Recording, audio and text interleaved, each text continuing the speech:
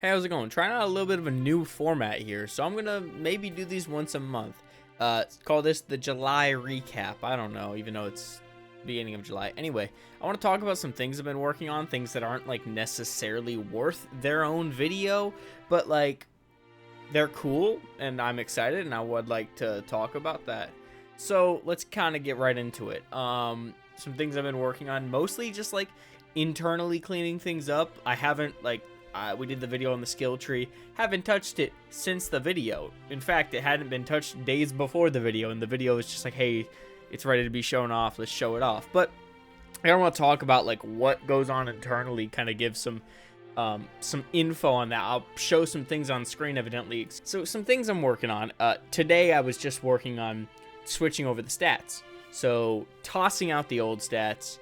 If you're curious, the current idea for how that works, there's two videos about it. Here and here, you know, their thumbnails on screen. You should go watch them for sure. But as far as what's going to happen to you when you log in, you'll just get respec points for your old stats. So if you're level 400,000, you'll just have 400,000 respec points. Good news, if anyone's familiar with how respec points work, they were an annoying command. They're not going to be an annoying command anymore. They're instead going to be inputting stats. That's it. They'll work just like TP stat upgrading does. So yeah, to be expected. Basically, I went through and removed all the old references, a lot of legacy code that was just stinky, very hard-coded in these stats were, like the amount of them. Anyway, so that's nice. That's these are the things that, like, I can't make a video about that. Like, hey guys, I remade the stats. Like, maybe once they're properly in, that'd be cool, but not at that stage, right? Some other things, just more internal DBC stuff that we still relied on, just removed because it was like one thing used it, so just remove it and then you get to get rid of a bunch of stuff. There's an end goal to eventually remove DBC, but that's like, it's like a side project. That's like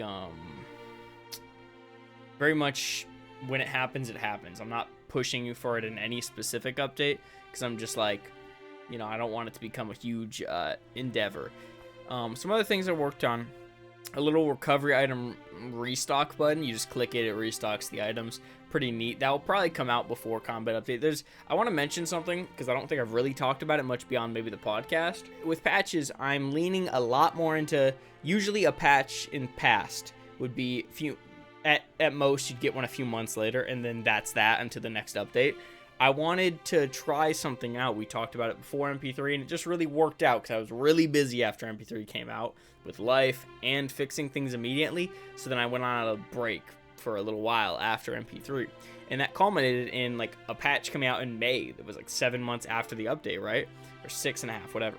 So that seems crazy in hindsight, but the idea there is, okay, fix up any lingering bugs and release some quality of life stuff that was like literally going to be in the update, like the 1.2.8 patch that I'm talking about. Some of the stuff in that patch were unique, like the luck system and the gear coin changes. Those happened because we're like, you know what, we're doing this patch. What are some great changes that should not wait for an update? Okay, boom and boom. Those are both podcast changes like I talked about in that video. But a bunch of things like the context menu was made in December, and that was totally just going to be part of an update. But then I'm like, why not just release a patch? And that patch ended up basically being a small update. And that's really cool because that gets players back checking things out. It got a lot of people who hadn't played in years, didn't even check out the last update, but they saw this patch come out. You know, people will get an impression about the game at a different time. You know, you might just randomly see that video or randomly remember and check on Apollo. And that's just, oh, there's a patch. Oh, this is a good time to get back in. You know, it might not be around an update. There'll probably be another patch. It's kind of just like, again, it's the same kind of development process where I'm just working on some things in combat. And I'm like, these could go in a patch. And if they do, if they don't, that's cool. So just keep that in mind. The recovery item thing is part of that. Kind of that patch limbo, if you will. Like, it's kind of like they're honestly spacers for the update. Because, you know, combat update, we're estimating for 2025, which I'm going to talk about a little bit towards the probably back half of this video. I don't know how long this will be, maybe a little longer. But the idea is to just space out the time so you don't go an entire year with nothing changing. I give the analogy that, like, if you would play after GT, you know, like, I think a patch came out in, like, October, and then, like, October 2022, excuse me. Yesterday was actually 3 years since GT, so that was cool. July 11th. If you played any time after October 2022, the game would be identical up until October 2024. A long time, okay? And you might get the impression that, oh my gosh, it's been a year and a half, nothing changed. Is this game even getting updates? And, you know, yeah, you could join the Discord, asking whatever it is, but, like, I don't know, there's plenty of games I play where I wouldn't care enough to do that, so it's a reasonable stance. Anyway, back to kind of what I was talking about. Mostly just fixing bugs, really just taking a step back from all the shiny new stuff to be like, okay, let's make this functional so we can get a test going. I'm going to have a internal test going on for combat, hopefully soon. No like set schedule for that, right? But the idea is just to get it functioning pretty soon so we can get the testers in and they can test the rudimentary stuff that I've been showing off, and we can see initial feedback. Okay, and then battle armor, I got that back functioning. Just changed how it renders. Instead of rendering in a render pass, it just actually renders on the model. Okay, so this is very much like a tech demo. Don't know when it will happen. This was just me bored one day. Didn't quite have motivation to work on things on my to-do list, so I'm like, let's add something. That would be foliage or grass. It started as grass, became foliage, including like flowers and stuff. So this was just, okay, looking at the grass. Sometimes I'll be playing games and I'll just get very inspired. I'll be like, oh, I feel like I could probably accomplish a pretty cool looking grass just with some, like, a grass model. So just pop in a grass model and just see, okay, let's make the vanilla grass invisible so it doesn't render. Okay, easy enough. Okay, let's get a list of all the grass blocks in the area.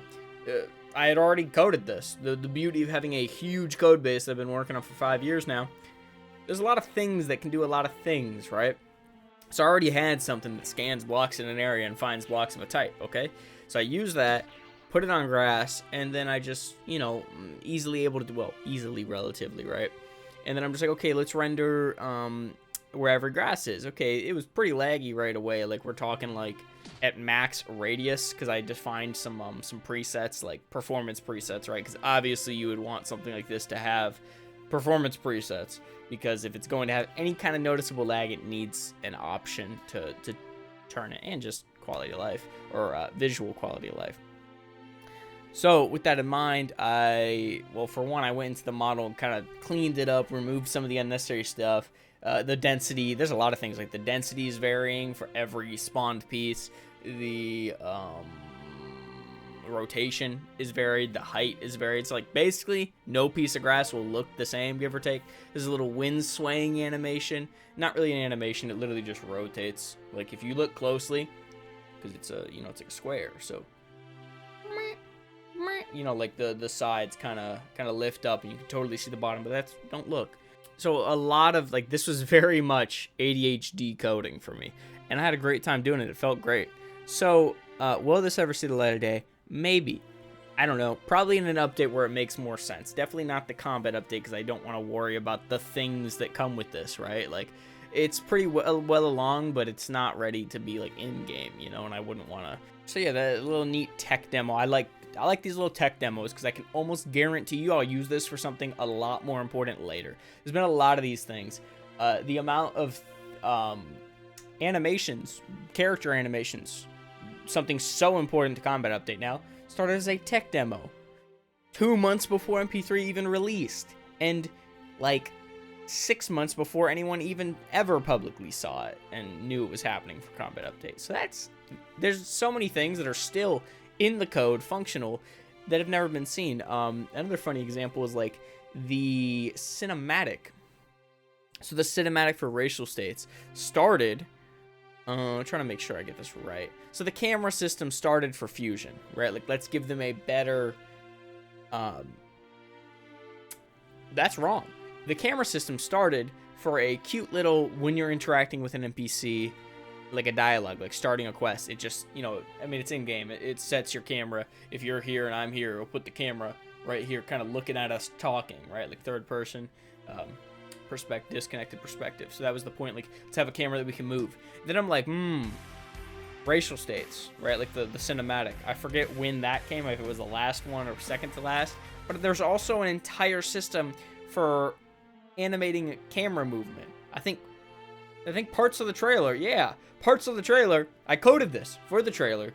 It literally uses that camera system that I already made for dialogue, fusion, and the racial state cinematics, which will obviously be used more in the future because it's fucking sick. One of the coolest things I made last update. There's a camera on rails sort of system where you map out the points and it gradually moves between them and like, you know, like rotates and stays centered, whatever. It's incredibly cool. I also used waypoints to visualize where the nodes are so you can, you know, see if it's actually like a good pattern. It's really cool. I don't know if I'll show anything on screen for that because I'd have to like go mess with it and get it back working because that was over a year ago now. So stuff like that, I really like tech demo code because it's basically just a fun side project code until it's not. Like I have some stuff that I coded for myself, just little Java apps that just specifically work for me. Like I have one that just tracks my clock in, my break time, all of that, my week time, if I'm on track to my weekly work goal, that sort of thing. It's very cool, and it just kind of, because, you know, I track my hours and my right? It's very fun to just code, like, use my, you know, work skills as they are, and put them into not only work, but personal life stuff. It's incredibly cool, because it's got me into tons of other things I'm not even going to talk about. It's so fun. Anyway, rambling. Let me circle back onto an important point. Combat Update 2025. That is the estimate. So the idea is to go for 2025. Just the last few days, I've been chatting with the team about, hey, let's refine the scope. Let's trim some things that have snuck their way in. Because from the start of this update, we've been like, okay, small scope, which the scope is huge, obviously. Like, what we're doing is large, but the essence of that, so the idea is to have a smaller list of features that provide more for you, the player. So thus, the scope is high. The thing about that is, so it's a single thing that maybe gives you 10 things instead of like 3, right? Just for an example. Something like in MP3, there's a lot of features, but some of them were like entire days of code that like some people don't even know exist, right? Like, there's a lot of examples I can give, but I'm not going to get into that. The idea is to basically just refine the combat scope. Okay, there's tons of things we don't need to do on launch. We want PvP to function. We want it to be possible for you to go PvP with this fun new combat, but in a patch or a later update, we can implement things like an actual duel system where you guys go and queue into a duel. Like, I'm not talking about being able to fight. I'm talking about like a queued system, like unranked PvP or ranked PvP, right? Where you properly queue into a match, select a map, and all of that. I have a lot of ideas for that I've talked about. And like a tournament system. These things like were considered for Combat Update, but then they were quickly like, cut the fat, get that out. Some other things, melee skills. And again, I want you guys to comment down below if you how you feel about any of this, if you managed to watch this whole video. First off, give me your feedback on if you'd like to see melee special techniques existing. We want them to happen. The idea right now is internally they're one of those like limbo features where it's like, if they happen, amazing. If they don't happen, that's okay. We can compromise. And, you know, there's other things like that we definitely do. Pretty much everything that there's been a video for is happening. Like the skill tree is, you know, that's non-negotiable. That's a huge thing, and you guys loved it, which, by the way, so happy about. I'm glad you guys were gelling with that. Very happy about that. And I think it's very important that we deliver features of substance, not just features for the sake of features. So we're refining the scope internally in hopes of meeting the 2025 estimate, because I'm very adamant about wanting this update to not do what MP3 did in terms of that timeline. I'd like this to have a pretty reasonable timeline. You know, if we make the 2025, that'll be around a year, depending on what month, right? So I hope this video was coherent. I'll refine this formula moving forward. If you watched this whole thing, thank you very much. Yeah. These will just be little like recaps of development, kind of blogs, if you will. Just coming here and just chatting freely. This is honestly stuff I talk about on the podcast anyway. None of this is like I'm trying to be very open about development, just because like keeping things secret is both stressful on the front of like worrying about accidentally saying things, and also like I can just like the foliage thing that I spent like 5 minutes talking about, probably longer. If nobody ends up liking that, okay, it will stay as an entire side project and it will happen when it happens. But if for some reason we got a bunch of foliage fans in the comments, maybe it gets moved up, right? Something like that, where I pitch these things that, hey, I'm working on this internally, hey, I'm working on that internally, and you guys can kind of give some feedback and be like, that's cool, that sucks, that, you know, blah, blah, blah. So if you watch this, thank you. Comment any feedback down below. I'd love to refine this formula. Maybe I do these more often, maybe they're just once a month, we'll see. But I had this idea earlier and I was like, you know what, yeah, let's go for it. Thank you for watching. Peace out. Small amount of bullet points for a big scope. Now, does that make sense? I don't know. But the idea is